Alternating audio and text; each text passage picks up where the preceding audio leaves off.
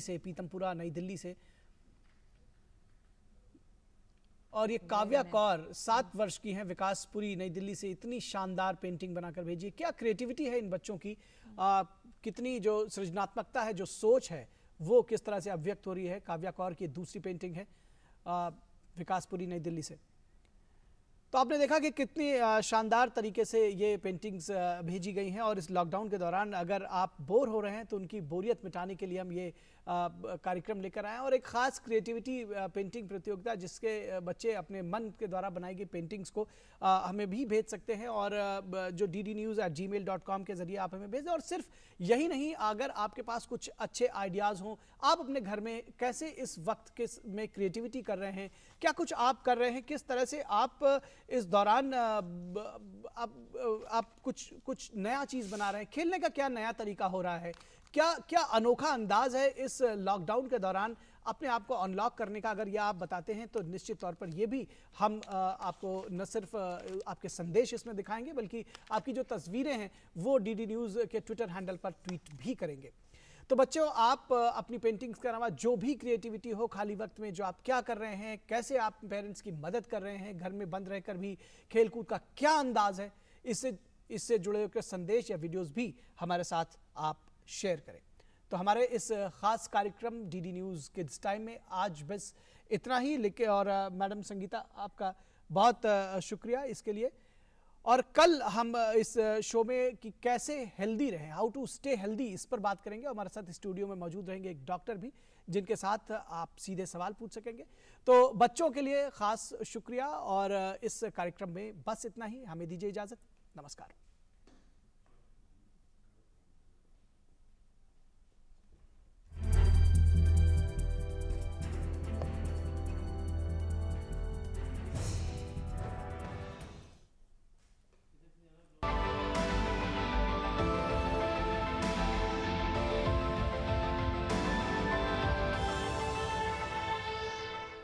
Hello and welcome. I'm Ramesh Ramachandran and you're watching a special broadcast here on DD India. The coronavirus pandemic has plunged the world into a crisis. Thousands of people have died worldwide, including in South Asia. Governments are scrambling to contain the spread of coronavirus. There is no vaccine available yet against this virus. What's the economic impact of coronavirus on the world economy? Will governments set aside their politics and join hands in the fight against coronavirus? Can diplomacy help? Now, 4 months into the coronavirus outbreak, we are struggling for answers. We know what the problems are, but the world desperately needs solutions. So we thought we'll focus at the intersection of politics, economics and diplomacy so that you, the viewer, know what it takes to be on top of the news. 2 guests join me in the studio to help break it down for you.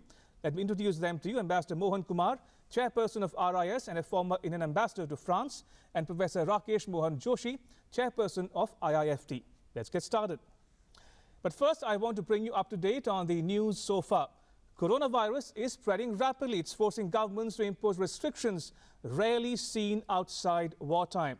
Closing borders, ordering home quarantine, and scrapping public events, including major sporting fixtures. Now, Italy, the hardest hit nation in Europe, announced another surge in deaths. The second most affected country outside China is Iran. Now, some Iranian officials have died. Some cabinet ministers, lawmakers and military officers have caught the virus as well.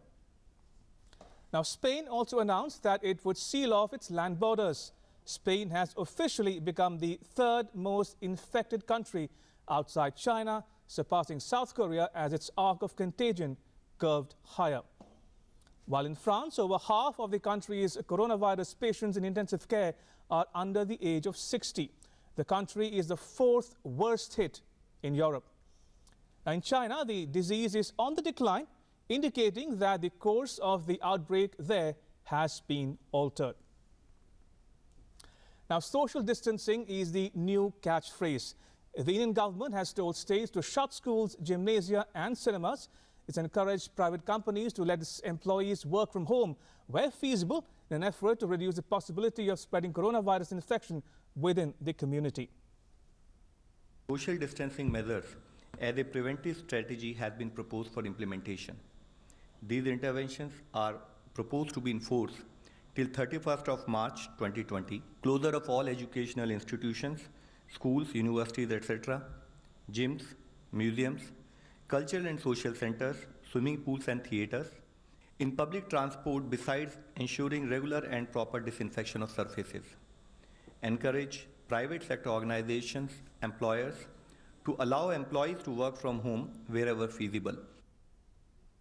Now, Prime Minister Modi has asked people to share technology-driven solutions for coronavirus. In a tweet, he said that a lot of people have been sharing technology-driven solutions for COVID-19. He urged them to share it on citizen engagement platform MyGov India, saying the efforts can help many. He said that innovation should be harnessed for a healthier planet. Meanwhile, the coronavirus outbreak has spooked some world markets. US President Donald Trump said that he was focused on addressing the health crisis and that the economy would get better once that was in line. He said that the worst of the virus could be over by July, August, or even later. He called it an invisible enemy. Well, it may be. We're not thinking in terms of recession. We're thinking in terms of the virus. Once we stop, I think there's a tremendous pent-up demand, both in terms of the stock market and in terms of the economy. And once this goes away, once it goes through and we're done with it, I think you're going to see a tremendous surge. Meanwhile, in a major development, the first human trial to evaluate a candidate vaccine against coronavirus disease has begun in Seattle, in the US. I'm also pleased to report today that a vaccine candidate has begun the phase 1 clinical trial. This is one of the fastest vaccine development launches in history, not even close. We're also racing to develop antiviral therapies and other treatments, and we've had some promising results, early results, but promising, to reduce the severity and the duration of the symptoms. And I have to say that our government is prepared to do whatever it takes. Whatever it takes, we're doing. We're doing it in every way. And across the Atlantic in Europe, European Council President Charles Michel has called for another EU summit on coronavirus response through video conference. The EU 27 leaders held a virtual summit last week, during which they called for a coordinated response orchestrated by the European Commission, member states and the European Central Bank.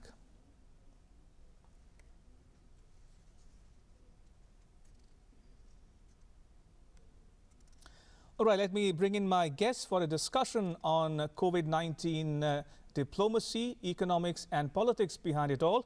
Ambassador Mohan Kumar and Professor Joshi, if I can start with you, Ambassador Kumar.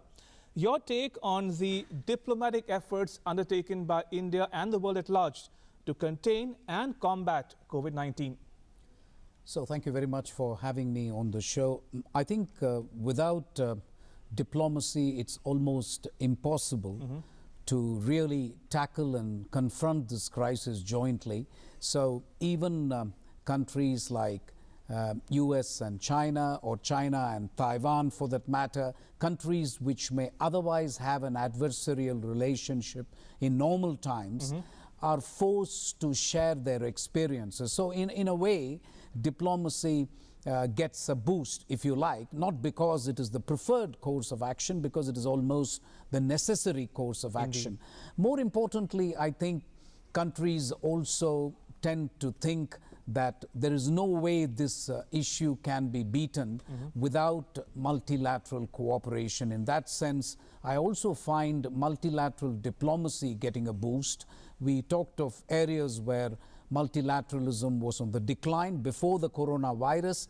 I think this issue has brought back multilateralism in sharp relief, because issues like coronavirus, cybersecurity, terrorism, etc., simply cannot be handled without multilateral cooperation. So I do believe diplomacy will have an extremely important role to play. Just the evacuation of nationals from China, from Iran, from other countries, which I think you would have to say, even the worst critic of the government of India has to say that the Indian government has done wonderfully well to evacuate the Indian nationals who were there in some of these crisis-ridden countries. And even that calls for very deft diplomacy.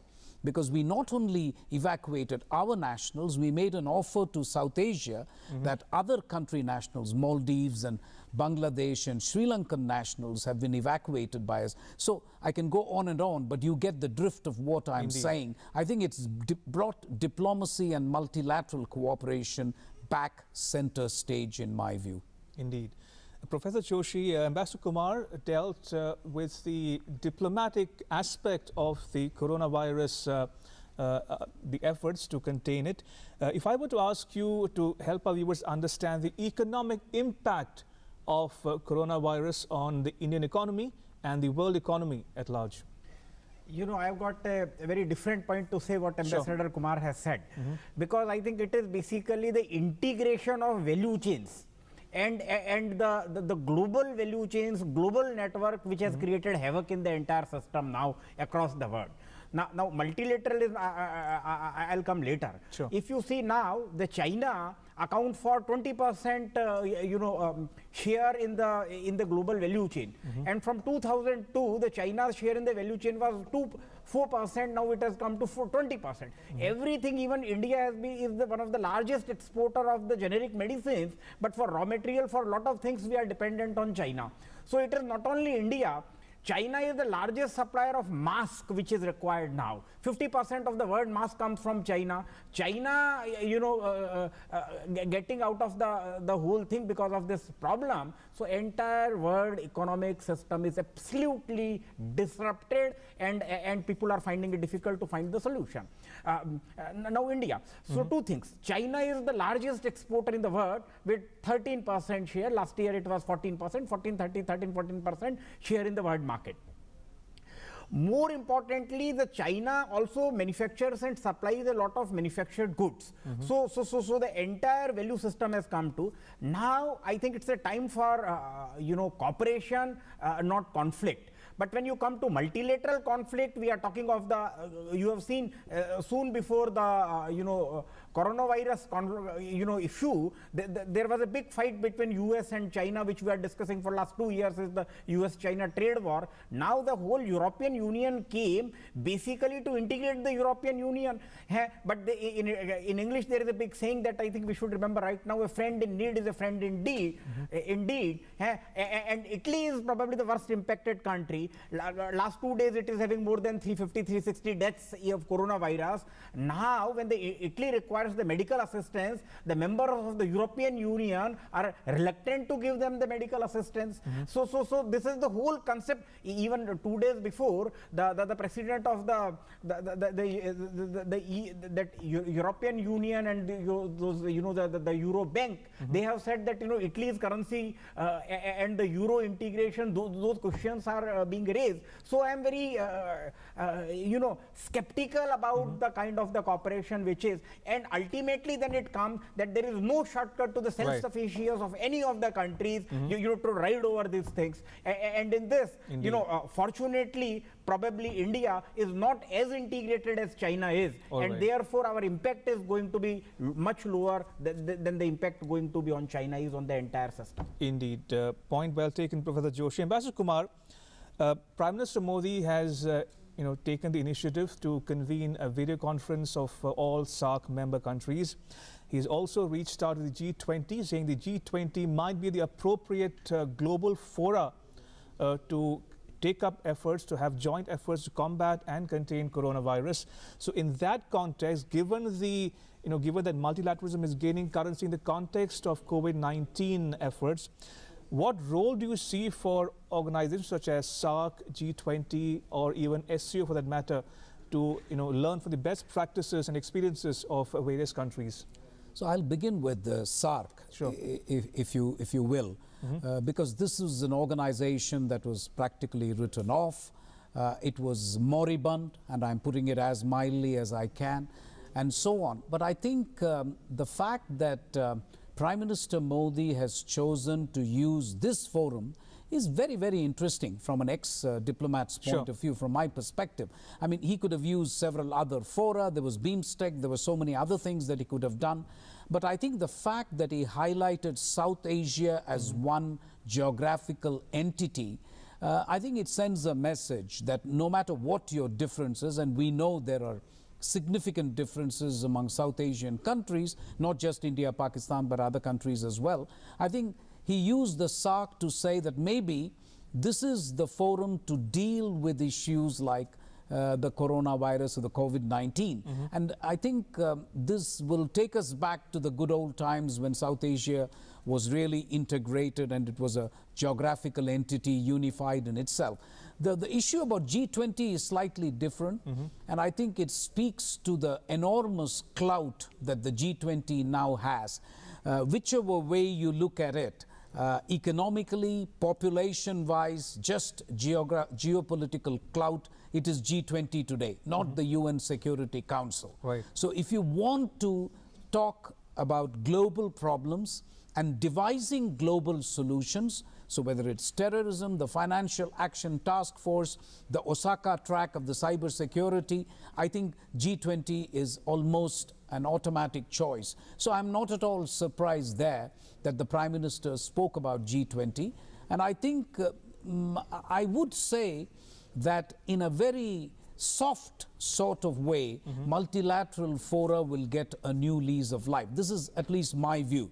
And my view is that I'm convinced no matter how much integrated you are not, the fact of the matter is India has such a long border with China.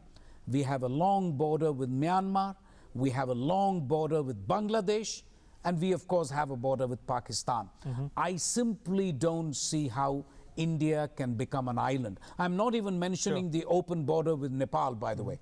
So we really can't afford to think that, we can get through this just on our own. So I think you need to think of ways in which you can use different multilateral fora. And by the way, we're just seeing the beginning of it. So SARC and G20 are automatic choices maybe.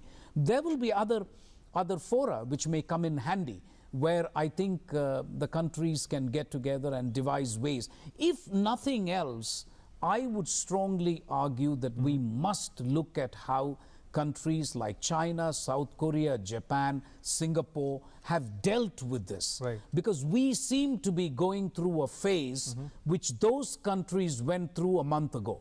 So we are actually fortunate that we've got a bit of lead time, and that we can actually look to these countries about how they did. I mean, you've heard this theory from physicians that the stage 1, stage 2, stage 3, and stage 4, it seems to be a matter of consensus that India is in stage 2. So before local transmission becomes community transmission, I think we really have a lot of best practices to gain from countries like South Korea, Japan, and China. Indeed.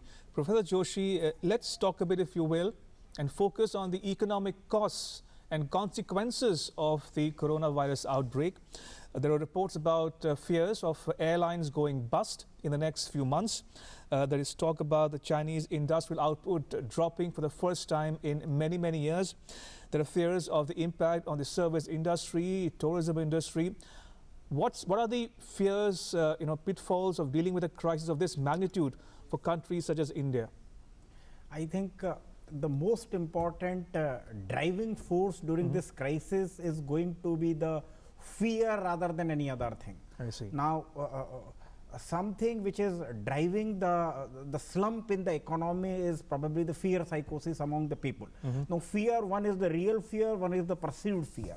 And for the perceived fear, what is very important is, let's not sensationalize the entire issue. And that way, I'm very sure what government is doing is, we need to be prepared. We need to be prepared. There is no shortcut to our preparedness and everything. But the fear psychosis we need to contain, and not only we, but in the entire world.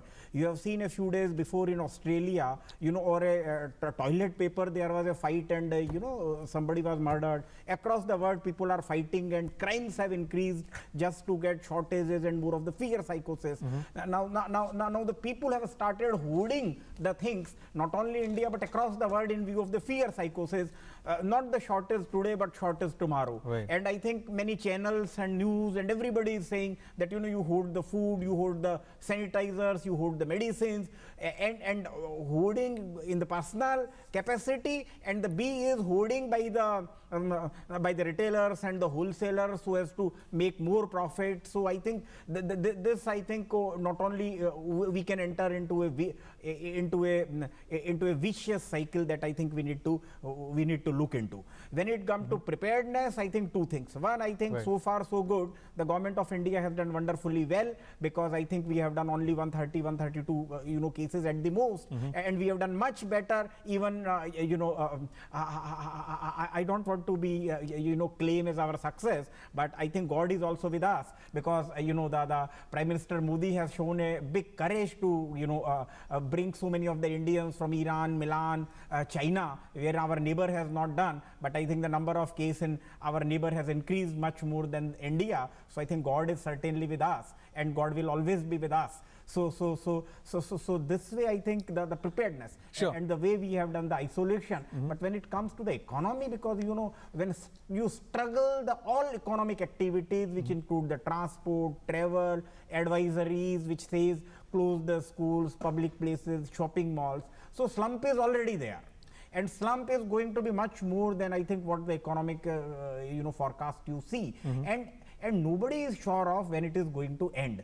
2 weeks, 3 weeks, 1 quarter, 2 quarter, or a full year.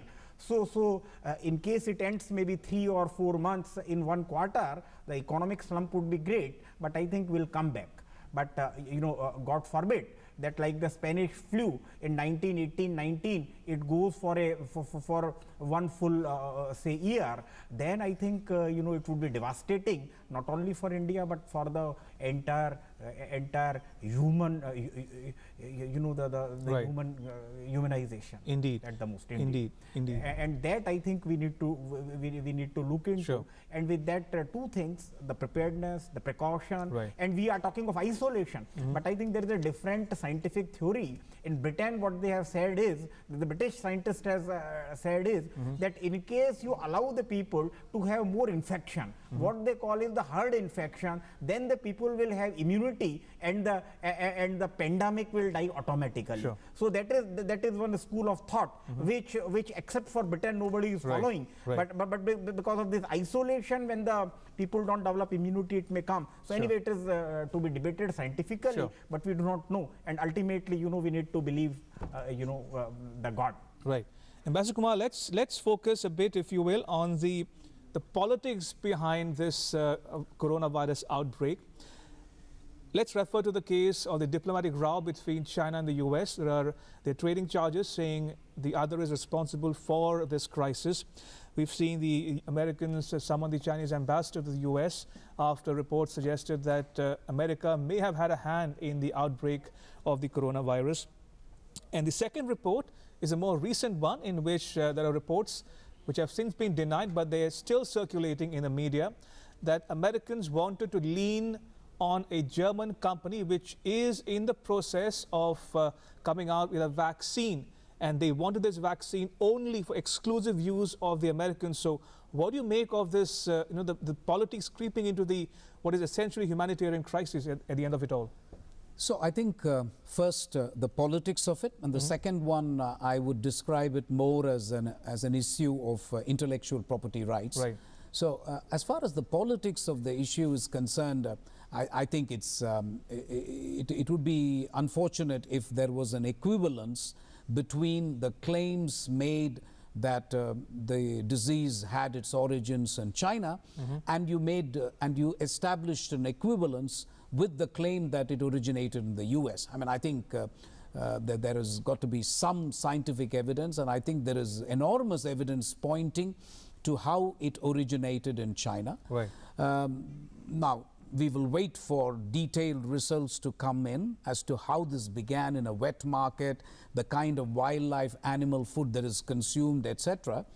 But there is almost unanimity that the first 2 months, the Chinese have not exactly been transparent, and I'm putting it as mildly as possible. I mean, there is little doubt that once the problem burst into the open, the Chinese did everything in their power to confront the issue, and their political system allows them to take measures of an extreme nature, which perhaps may not work in several other societies, including our own, frankly. But there is little doubt that the Chinese, once the issue broke out into the open, were able to take drastic measures. But we are talking about the time before that, when I think there was a certain lack of transparency, a certain lack of willingness to admit that this was a big issue. And so that remains to be seen. I wouldn't go as far as to accuse anybody of anything, but I think this is an issue that needs further examination and further scrutiny. On the other issue of the German company and so on, I would say that my interpretation of intellectual property rights is that if there was to be a vaccine tomorrow, even the basic laws of intellectual property would accept the present situation as a public health emergency. Right. And in public health emergencies, it is understood that countries can actually suspend intellectual property rights and resort to compulsory licensing. And this is well accepted in intellectual property law. Even if you had a patent right for a particular medicine, if you had a public emergency situation, the governments are allowed to kind of say that, listen, this is a time where we will put public health considerations ahead of other things. So I would be very surprised if even if an American country or an American company, or American government were to acquire this vaccine, it would be unfortunate if that was only used for Americans and not for the world at large. So I'm fairly confident that this pandemic, which has been declared as a pandemic by WHO, qualifies as a public health emergency in any intellectual property law. So governments have the authority, the broad authority, to take measures to protect public health. Indeed. I'm running out of time. So one last question to you, Professor Joshi. Very quickly, would you agree with this submission that this crisis also requires a behavioral change on the part of people around the world? No, in terms of communication, in terms of opting for a video conference rather than a physical meeting at a specific location, or even reducing air miles, air travel for that matter?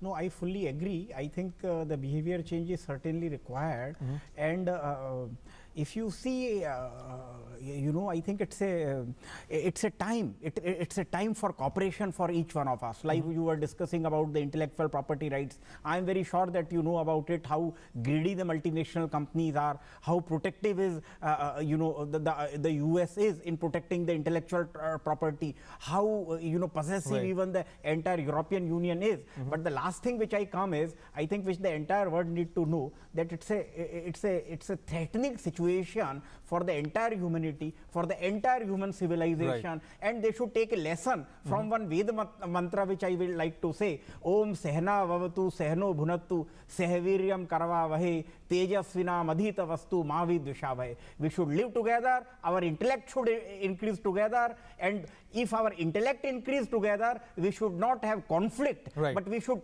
cooperate for betterment of the entire humanity. And this is the lesson the entire world need to take from India. Absolutely. On that note, Professor Rakesh Mohan Joshi and Ambassador Mohan Kumar, thank you so much for your time. Appreciate it. And that's a wrap on this special broadcast. But news continues here on DD India. You can catch all the latest updates on our social media, mobile and digital platforms. Thanks for watching. Bye-bye.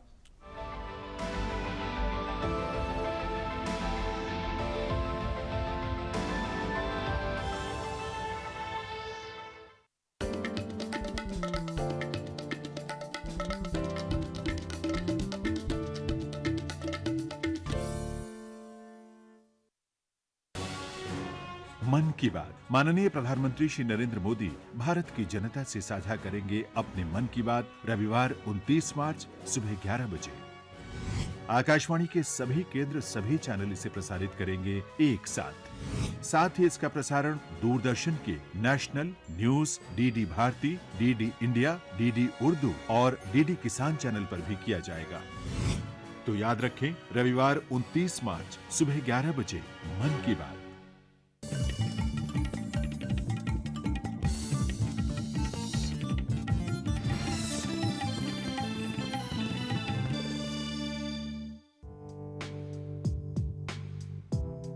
On the high-altitude Himalayan region is home to many medicinal plants that have been used since ancient times.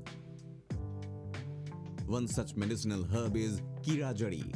It is also known as Yarsa Gumba or Cordyceps sinensis. In view of the medicinal qualities of the herb, Forest Research Institute Dehradun has devised a technique for artificial cultivation of the herb. Because of this, it can now be grown under controlled conditions in a laboratory. Kira Jari is actually a result of the parasitic relationship between a fungus and the larva of an insect which lives at high altitudes. The fungus germinates in living insects or larvae, kills and mummifies them, and then it grows from the body of the insect. For the production of its substitute in laboratory, this spore or sac of the fungus is taken out and grown on the PDA plate. Then the colony grown out of the spore is taken out and is inoculated with autoclaved cereal.